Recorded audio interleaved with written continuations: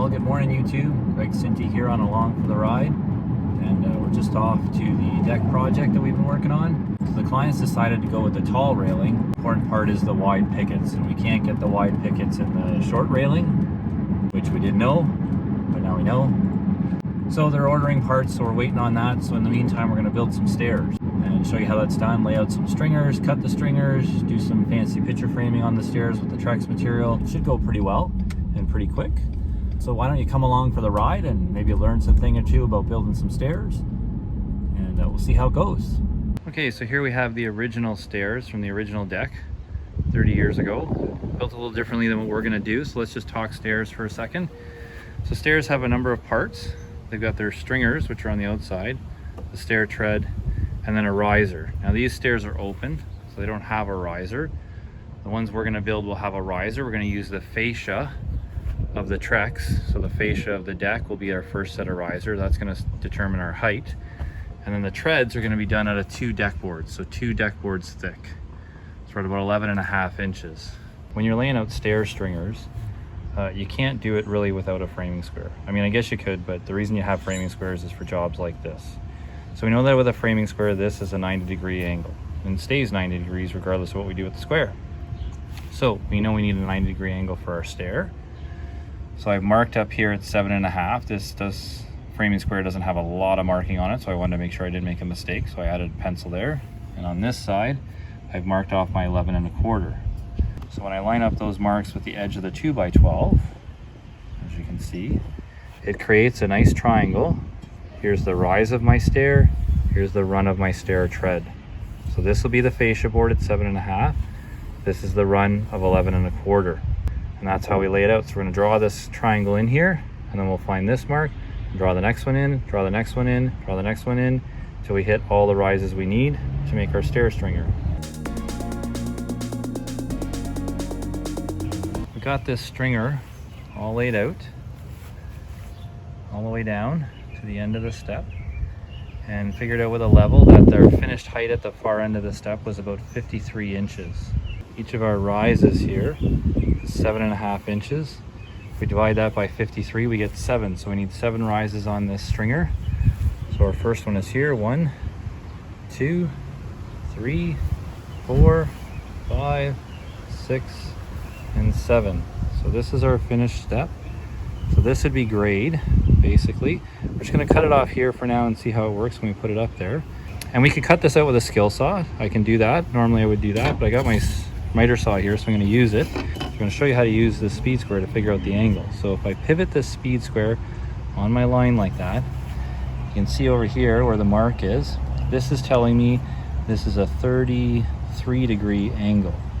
So we're going to set our saw up like that and cut these off.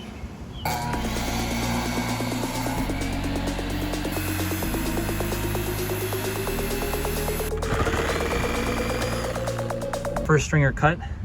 It's sitting in here. We got a little bit of an issue, thinking that the first thing we needed was a rise, when in fact the first thing we needed was a run. So that's why you only cut one at a time. Not only is it important to measure twice and cut once, but it's also important to make sure you got your layout right. That's definitely looking more like it should.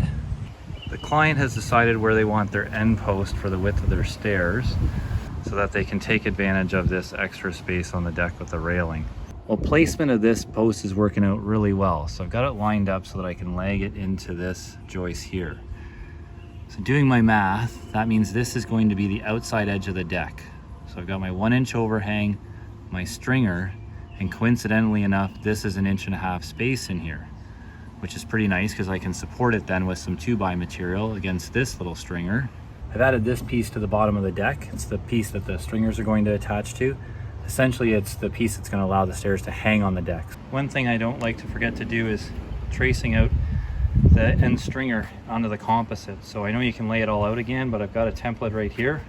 So why not trace it out so I know it's ready to go? Well, the client's been doing some yard work, so it's been tough to film, but here's where we're at. We're not quite sitting level, so just something to talk about here.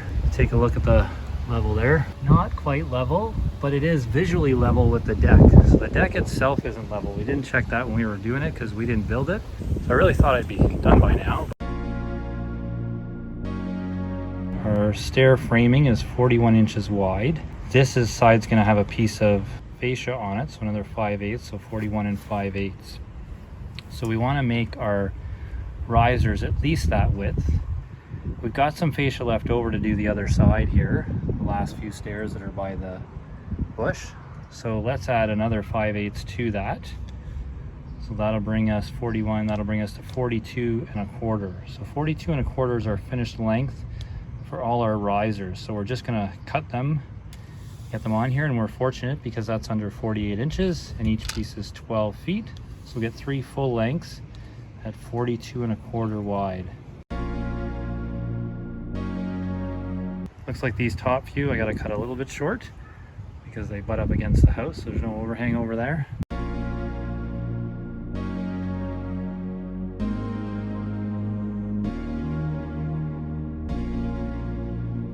So that's a good day's work, a little longer than I thought. It's 2:30, so almost 6 hours. Thought I'd be done in 4, but no real issues, just lots of thinking, so it took a little bit longer, and that's good. Better to plan and do it right the first time than to not plan and do it wrong and have to buy more materials. So anyways, we're headed home. Clients are happy, and that's the main thing. We didn't end up picture framing the stairs. We just did some straight treads, and that's okay. They like it. That's the main thing. So we got probably one more day there to finish up the fascia and install the rest of the railing. If you're interested in coming along for the rest of the ride, click the subscribe button and hit that notification bell. And that way, when I'm back again to finish this deck up, you can come along and see what the finished product looks like. Until then, enjoy the ride. This is Greg Sinty from Along for the Ride saying, see ya.